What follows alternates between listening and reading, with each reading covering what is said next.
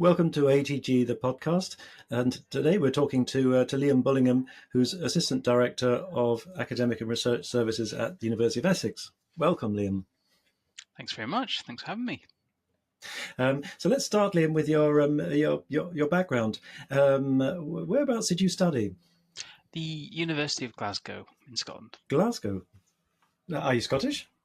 I'm not, no. It's just at that point in my life, when I was 19, I just really wanted to get as far away from home as I could.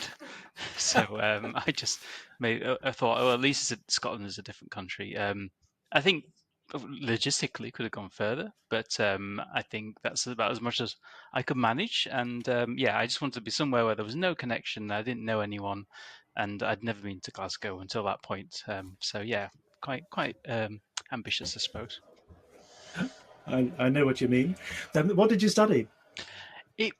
It came out as a 3-year degree. It came out as an MA in Literary Studies. It wasn't what I was going for. I was hoping to come out with a joint honours in English language and literature and film and TV studies, because I really wanted to be a film director back when I was 18.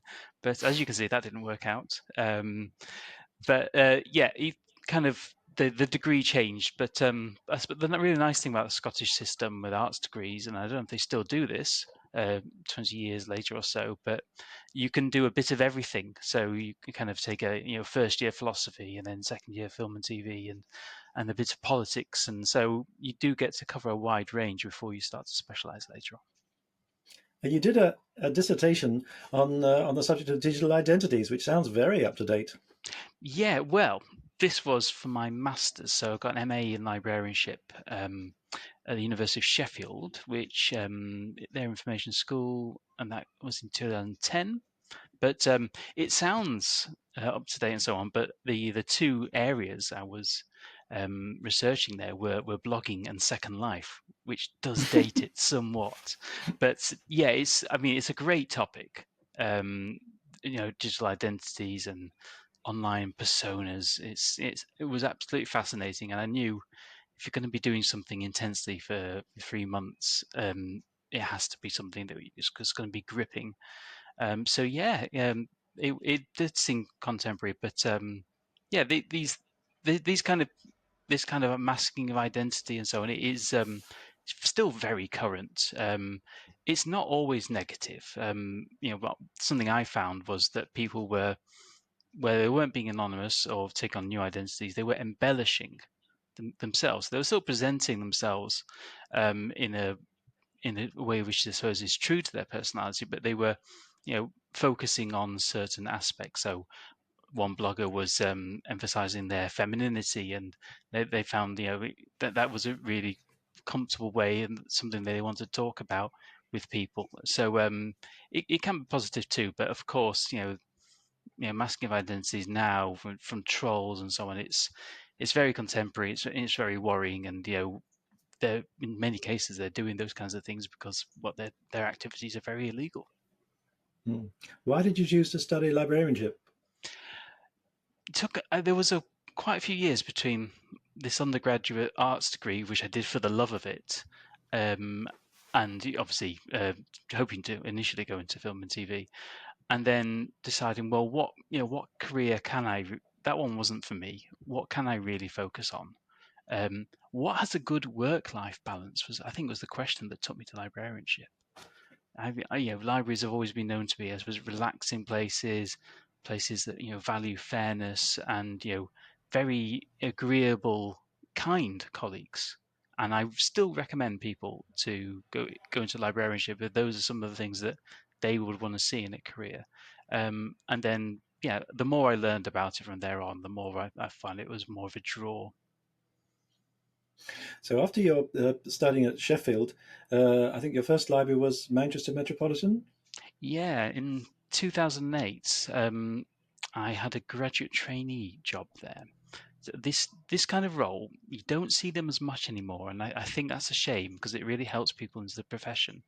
It's for those people who are intending to go on and do a postgraduate qualification in librarianship or something similar, and it gives them a taste of what their career might be like. So they can take on some paid work for a year, ideally get a training program and a range of different services. And at the time, Manchester Metropolitan was the biggest provider of this. They would take about 10 graduate trainees a year at that time, and then they would sprinkle them around different campuses and different services. So one or two people would be in Cheshire, one or two people would be in the arm which was all about book processing, and I was in the business school, so a smaller campus, which doesn't exist anymore. It's been integrated into the All Saints main one, but it was a really good start, and one which was kind of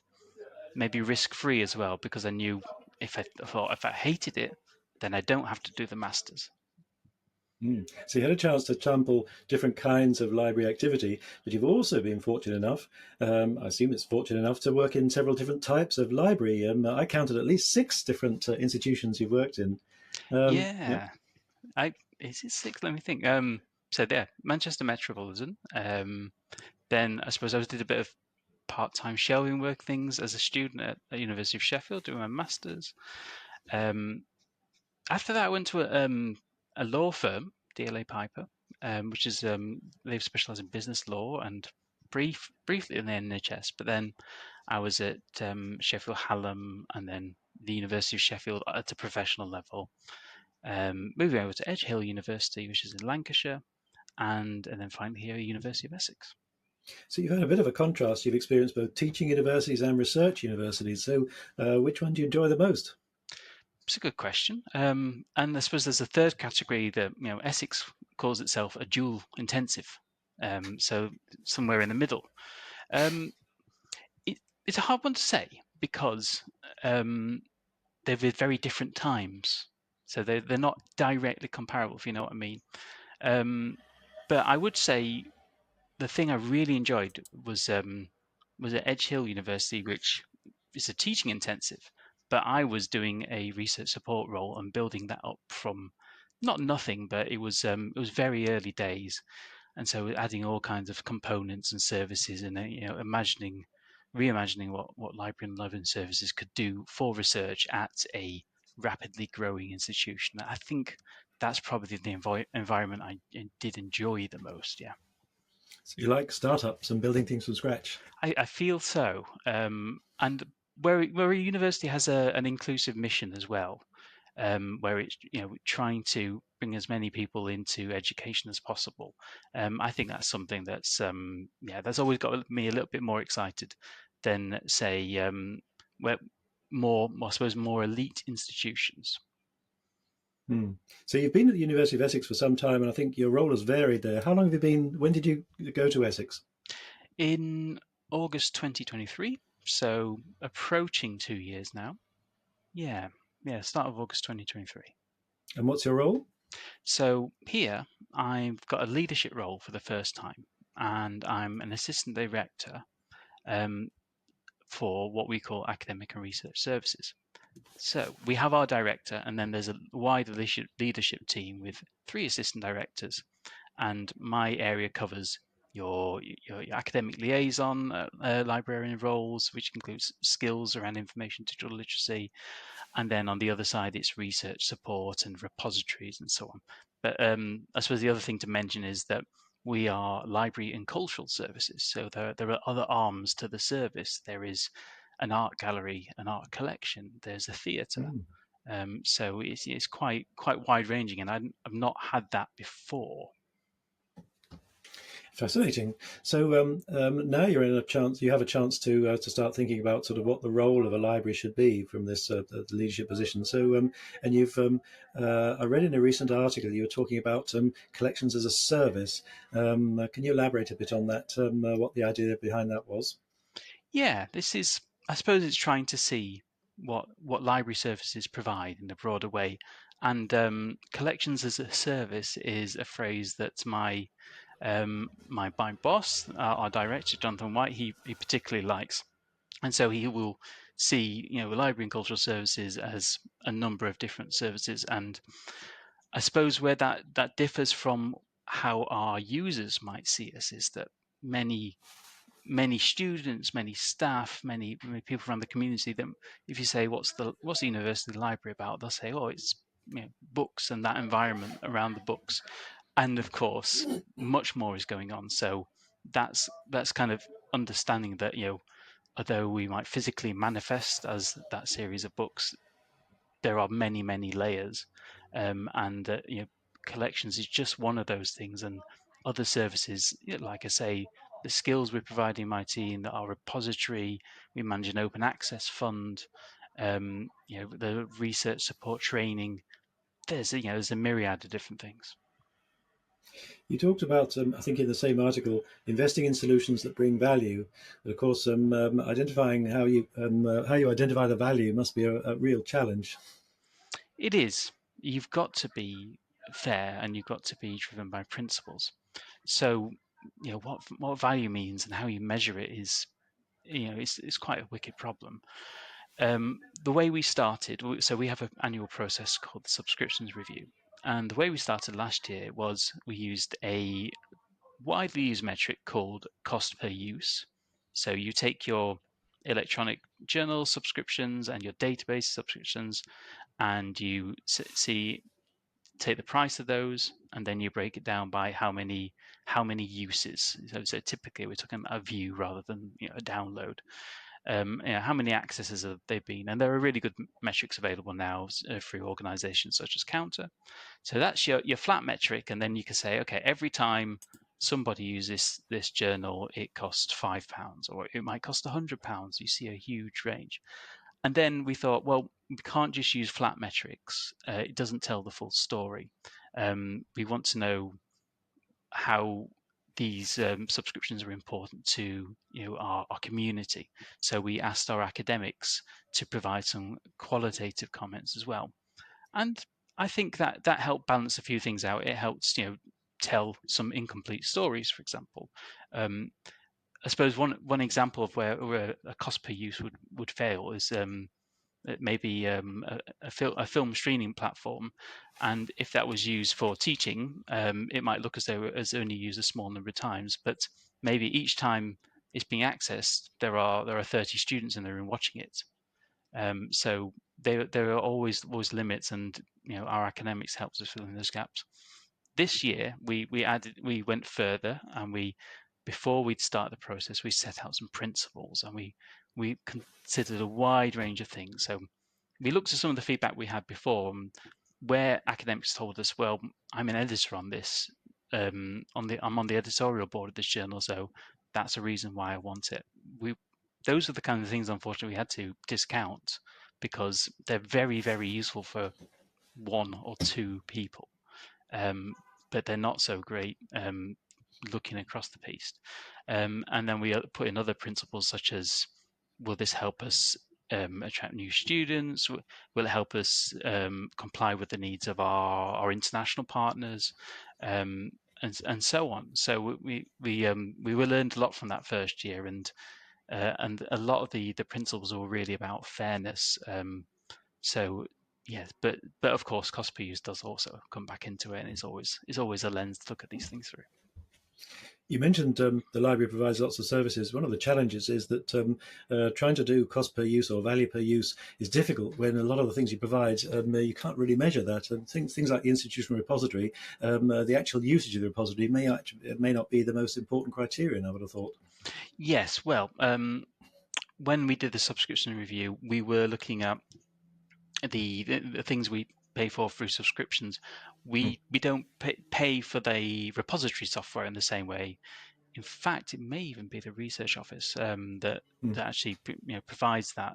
But we use ePrint, of course, which is open. But there's the research information system behind all of that, and yeah, that's separate budget, separate part of the university. So yeah, if we were to broaden it out beyond things like electronic journals and databases, yes, I think you would if you started to take it to reading list software, then yeah, you'd have to start separate processes for those.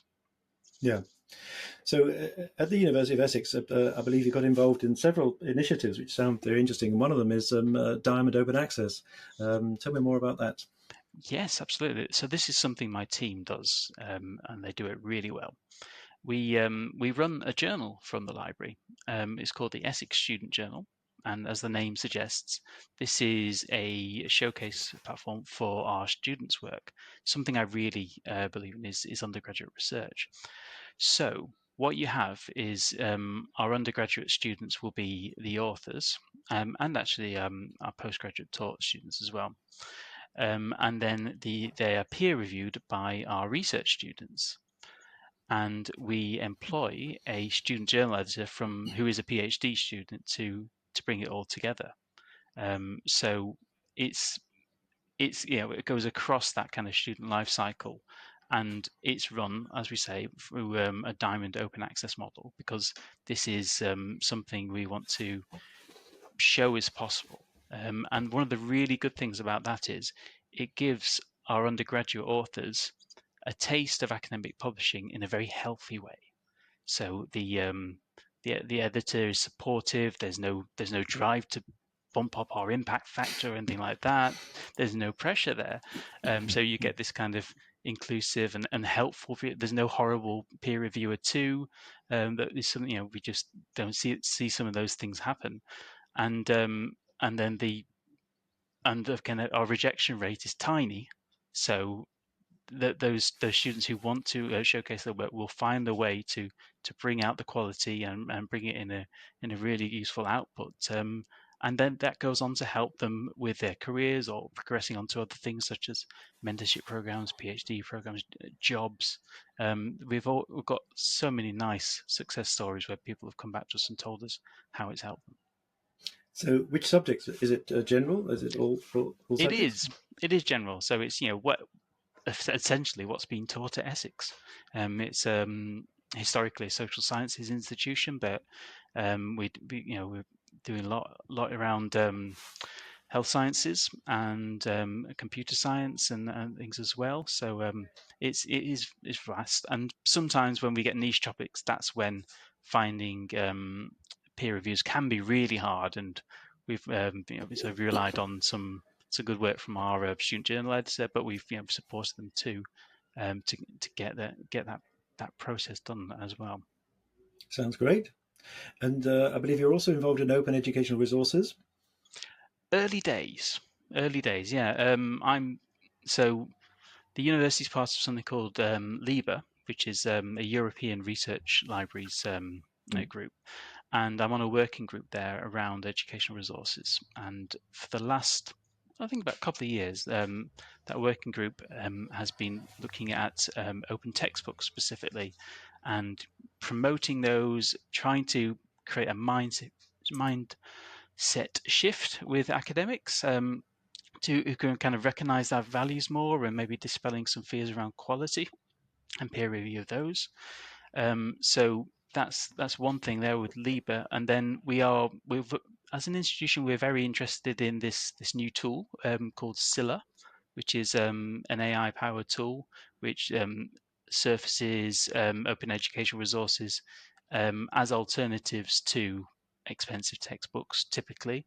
And it finds a way to integrate them into reading lists. So it's something we're trialing and considering right now. It doesn't not all have to be about Scylla, but that's a tool where we can work in an efficient way.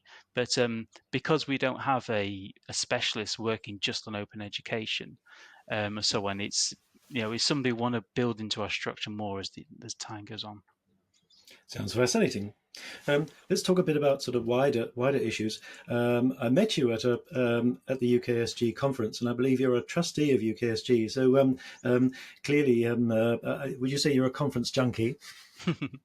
Oh, not as much as yourself. I've read your blog. That one over in Florence looked very exciting. Yeah, but no, UKSG is I'm biased clearly, but I think it's an excellent conference, and it's something that I always come back very excited and buzzing and brimming with new ideas from. There are been some other really great ones. When I was a business librarian, the Business Librarian Association one. We went up to see the Falkirk Wheel and all the networking stuff. That was great. But yeah, I think this is something that I really want my team to be able to enjoy and experience and go to as well. So when training budgets are squeezed, that's quite painful. When you can't help people get the most out of those opportunities. But I do love a good conference. I Mm. kind of like a lot of librarians. I suppose I'm not the most natural networker, but it's something I've learned to do, and just take what I can in terms of enjoying it, and then speaking to people like yourself. It opens up opportunities and crystallizes new ideas. Mm. Yeah, it's great just to go to something that's inspired you or interested you, and then go over and talk to someone else on the lunch break and say, "What did you think?" And they say, "Well, actually, it's flawed because of A, B, and C, or it'll never work," or something. Oh, Mm. okay. And then it really kind of cements it and contextualizes it for you. So no, I'd love a good conference. Given your responsibilities as a with management, um, it must be a bit of a challenge. But it's very impressive that you describe many of these initiatives, which clearly must take up a lot of your time over and above the kind of the day-to-day responsibility of managing people. So, do you think that's important for your role in the library?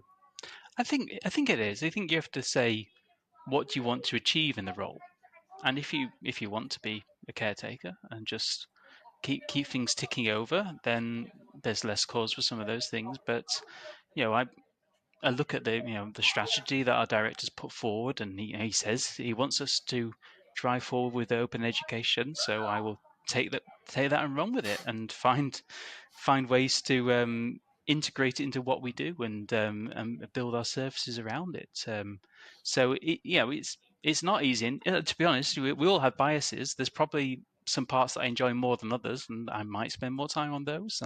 I might I might neglect some aspects, to be honest. But it's something I'm learning, being fairly new into a leadership role. But as long as I'm listening to my colleagues and saying, what do you think? I don't want to just take on my own passion projects and expect the service to focus on as much as I do. Everything needs to be Mm. aligned, and I think everyone Mm. needs to be on board too. One topic that you've taken up is inclusivity, which is something which has come up frequently at conferences. The sort of pretty woeful sort of statistics for inclusivity in academic libraries. So, what's happening in Essex to sort of to broaden that base?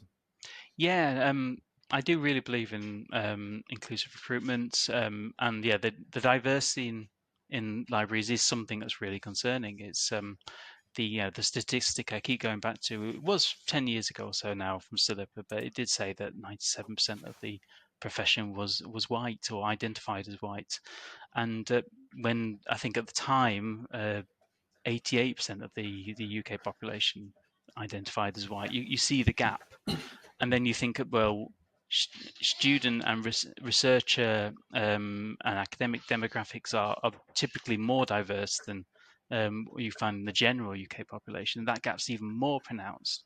So yeah, it's something it's troubled me. And what are we doing at Essex?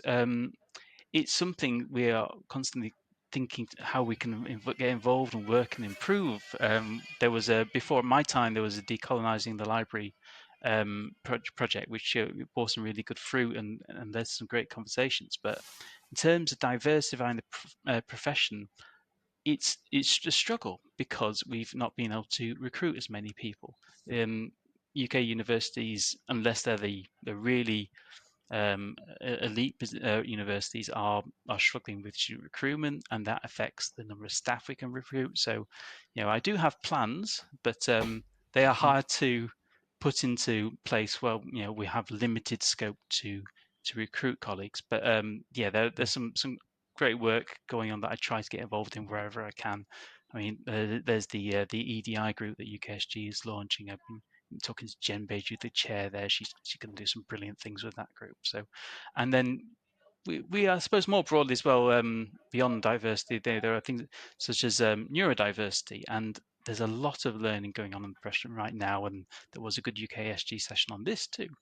And we are doing some things internally around creating better working environments for the colleagues who an open office environment does not suit. Um, and we've learned that things such as institutional responses to say someone saying that they can't get on in the noisy environment. If you're saying, well, we give you noise cancelling headphones, that's not that is just positioning those people as the problem. So we were sort of talking about this a lot in our leadership team, and we are reimagining what we can do with the spaces. I was fascinated when I joined the one-day UKSG forum back last November to find that the kind of demographics, the people speaking, the whole feel of the event was very different to a larger scale 2-day, 3-day conference. Was that deliberate? I think the forum, the UKSG forum, is a free event, whereas Mm. the annual conference costs several £100, Mm. and there's that time difference as well. So what you find is that the annual conference, it'll be people with more senior roles will go in. There'll be people with budgetary responsibilities. This is one of the reasons we have the exhibition, and there'll be leaders and people who set strategy. And then with the forum, it's more that we recognise that we're not always getting the early career professionals unless we find the bursaries. So with the forum, we're trying to open it up to that wider group. And you can probably see that, and you can probably sense that from how people are talking. So that the forum is that attempt to bring some balance. I found it fascinating. It was such a difference, and there were voices I heard there that I'd never heard at the larger conference. So I think it was a great compliment to the other event. Yeah, it Um, can be a good on ramp as well. mm, A talk at the forum can lead to a really great talk at the conference. Yeah. Let's talk a bit about the library qualifications. I was fascinated in talking to some people in America how often they were not looking for library qualifications for new staff they were hiring. Is that also the case with Essex? It is. I can recall one. We recently did manage to appoint assistant director with my colleague Igooch. She heads up our collections now, and I remember seeing on the form that we weren't requiring the qualification. It's and there's a lot of reasons for that, I think, and I do see it more widely around the UK because I mean let's go back to what we said about diversity. Um, if librarianship is bringing, if it has connotations of a white middle class profession, and those people are getting the library qualifications. If there are people who later on in their careers want to come in, or they can transfer their skills to that role, saying you might have all the skills, but you need this library qualification, you're shutting the door on them. So I, for that reason, I kind of support that because I suppose it is what we need in those colleges is not just about the qualification. However, library qualifications, you know, they can bring a great deal of value and they can align some of those skills.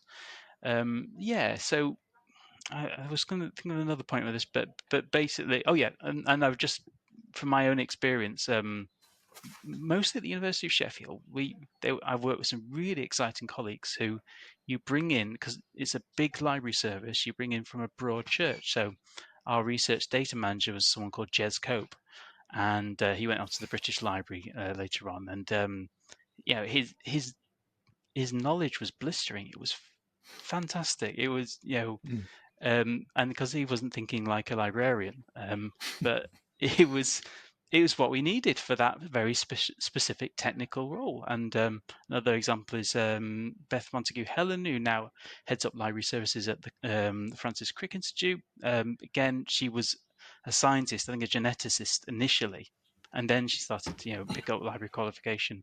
But at that point, I don't think she had one. And again, she was that her academic lens was so much sharper than most people who work into the library. So, like I say, it's a broad church, and it's really good to see we are recognising that people can come in from different routes and bring in more. So yeah.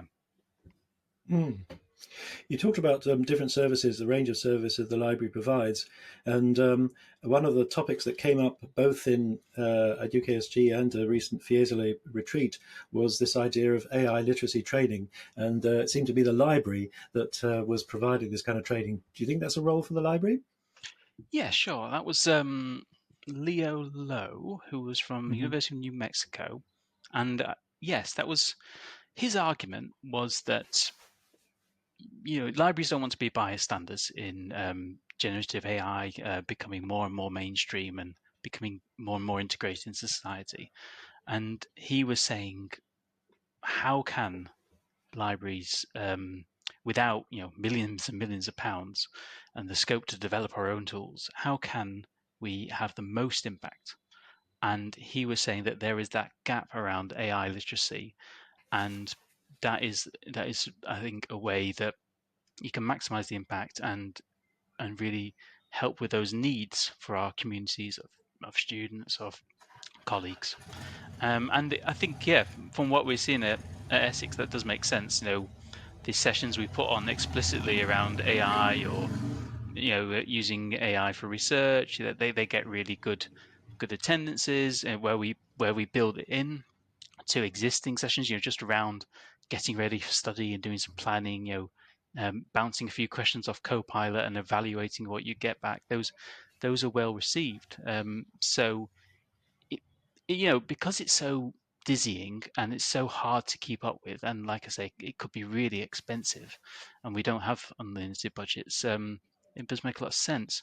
The University of Adelaide over in Australia, so when I went to library school there, I noticed that not she, the library had put together an AI literacy framework, and it's really really interesting, and it has different steps, and it talks about the need to not only identify these tools and stuff, but applying critical thinking and and respecting communities as well. So integrating what you know about copyright with that, and respecting other people's rights, and being able to reflect on human autonomy as well. So if say, for example, if you have a student who's very capable, very confident with AI tools, and can integrate them everywhere, having that awareness that, am I actually undermining my own learning?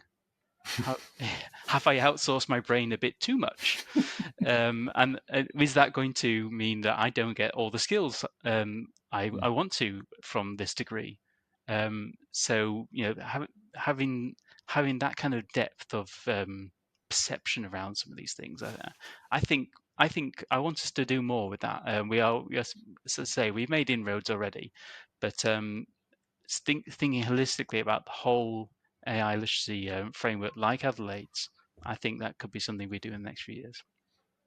Isn't the challenge, though, that with the insistence on metrics and demonstrating value for money, it must be very difficult to demonstrate what the actual value of these initiatives. I'm not criticizing them, but it must be very difficult to show that they've what impact they've had.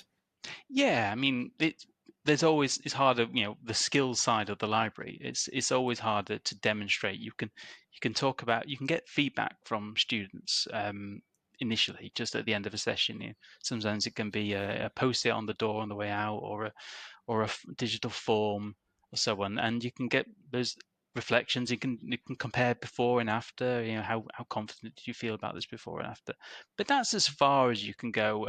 You can't really link it with the end assessment and show that they've taken their they've thought about AI more deeply, and they've actually got more out of the assessment because they went to that library session. Mm. If you can look at, well, if you're allowed to, you could look at reference lists, I suppose. That's something Mm. I've asked to do in a previous role in previous years, but the academic said no, you can't see the student work at a reference list. But yeah, that was one way, but it is very Mm. difficult. You're right, and I think everyone understands that. Mm.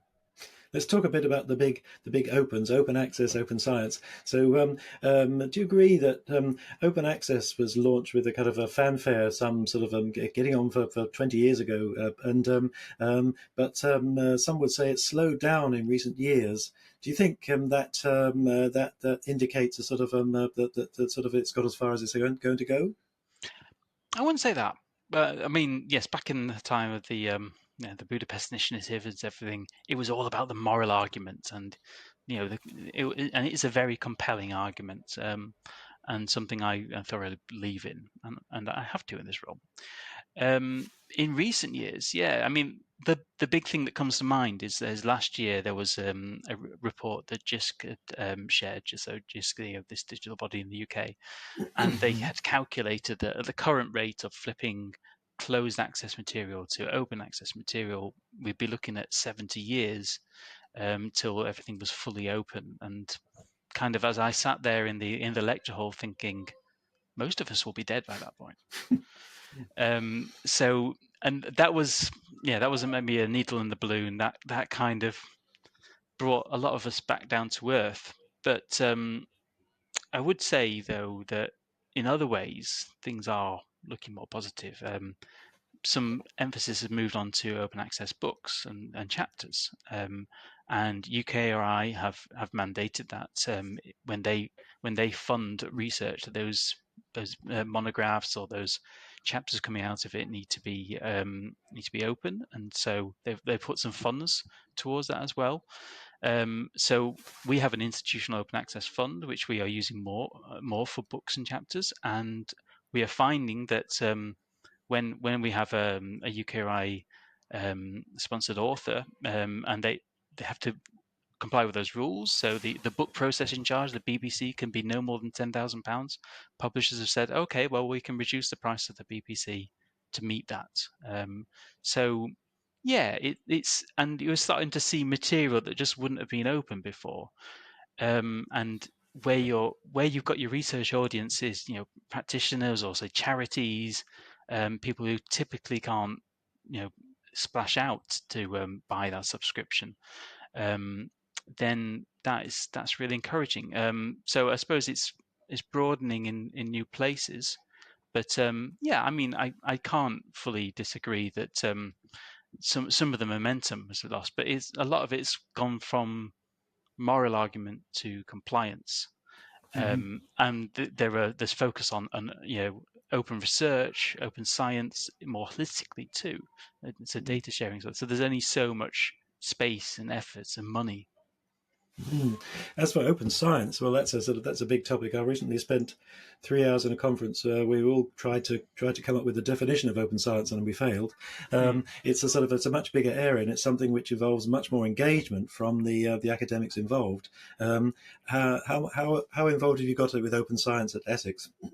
Yeah, we spend a lot of time raising awareness with our community, our more senior researchers, also our early career researchers about it. I've already mentioned the Essex Student Journal and its Diamond model, but we're involved in something called Open Research Week, which it's a kind of conference. It's more like an event series across 1 week.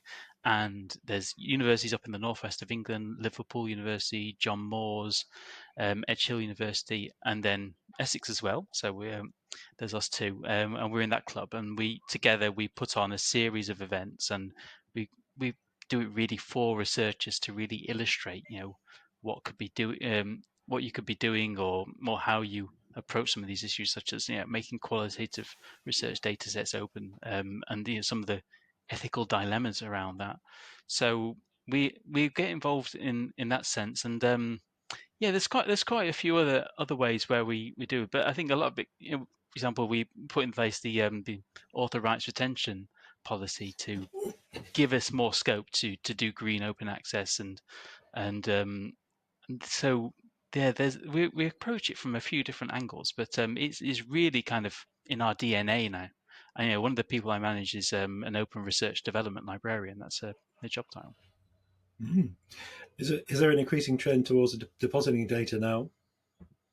Um, I'm less closely involved in it. I mean, I probably could have answered that question when I was at Edge Hill, but yeah, I think so. I think so because there is, there's a mature infrastructure around. There's also on the same campus as us. There's the UK Data Service as well, and the UK Data Archive, which is actually the part is at Essex, and you see big announcements by funders in the States, such as NIH, and I think everyone has kind of taken the mantra on of as open as possible, as closed as necessary. So we'll never get to the point where all data sets are open. That just ethically won't be possible. But I think that there is that normalization now, that expectation that why aren't you making your data open? And there'll be some people who want to release as many outputs as possible, and if they think they spend time cleaning up their data and sharing it for greater scrutiny, it'll slow them down.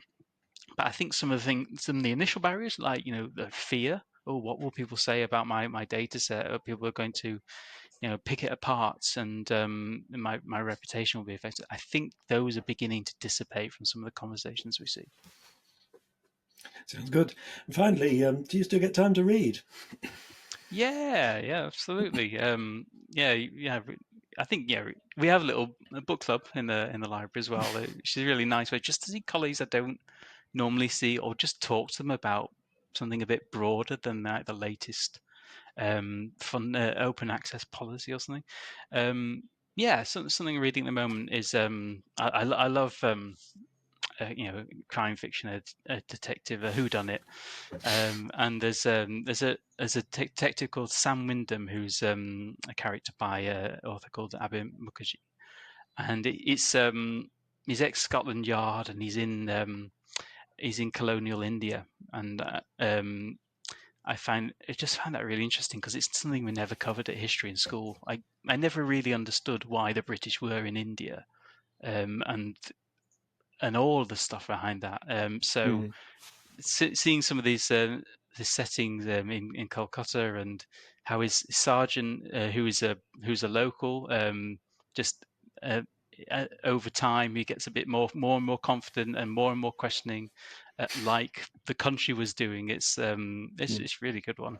But a non-fiction one, which is kind of a work, I'm reading something called Code Dependent, which is by an FT journalist, Madhumita Murgia, and she looks at she goes beyond. So it's all about AI, because I'm trying to keep pace, and yeah, it's all about the people who are kind of away from Silicon Valley. So she, some of the kind of people she covers stories from are like people in different parts of Africa where they've been given data labeling jobs.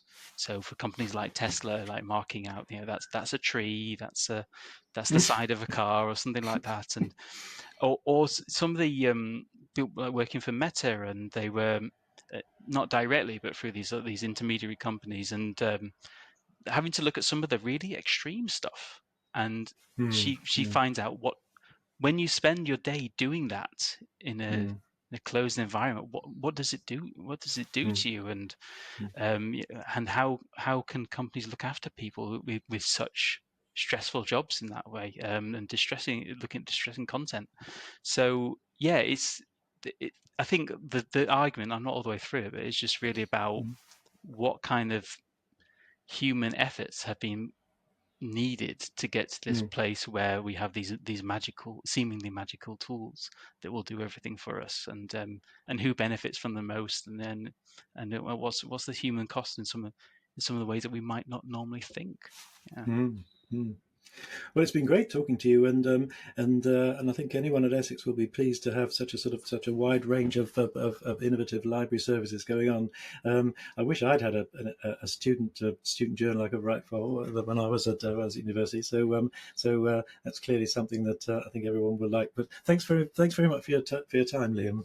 It's been really fun. So and thank you too for inviting me to do this.